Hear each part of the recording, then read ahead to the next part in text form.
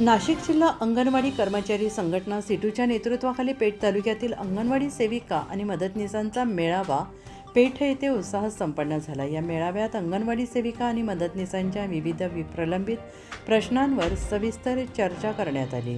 या मेळाव्यात सिटूचे जिल्हा सरचिटणीस कॉम्रेड देविदास आडोळे यांनी उपस्थित कर्मचाऱ्यांना मार्गदर्शन केले।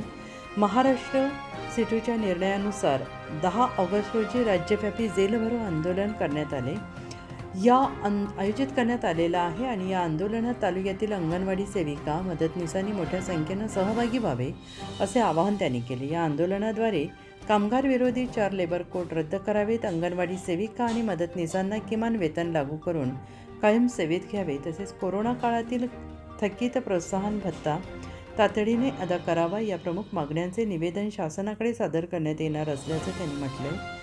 आणि यावेळी अंगणवाडी कर्मचारी संघटनेच्या जिल्हा सरचिटणीस कॉम्रेड छाया जाधव यांनी उपस्थितांना मार्गदर्शन केले।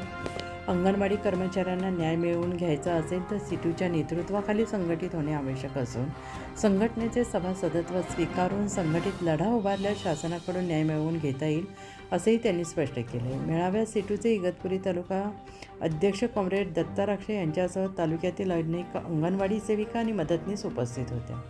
उत्तर महाराष्ट्र न्यूज नेटवर्कसाठी पांडुरंग बिरार, प्रतिनिधी सुरगाणा पेठ। तुमच्या भागातील प्रत्येक बातमी पाहण्यासाठी तसेच अशाच ताज्या आणि विश्वासार्ह घडामोडींसाठी उत्तर महाराष्ट्र न्यूज नेटवर्क सोबत जोडलेले रहा। सोबतच फेसबुक, इंस्टाग्राम आणि यूट्यूबवरही आम्हाला लाईक आणि शेअर तसेच सबस्क्राईब आणि फॉलो करायला विसरू नका।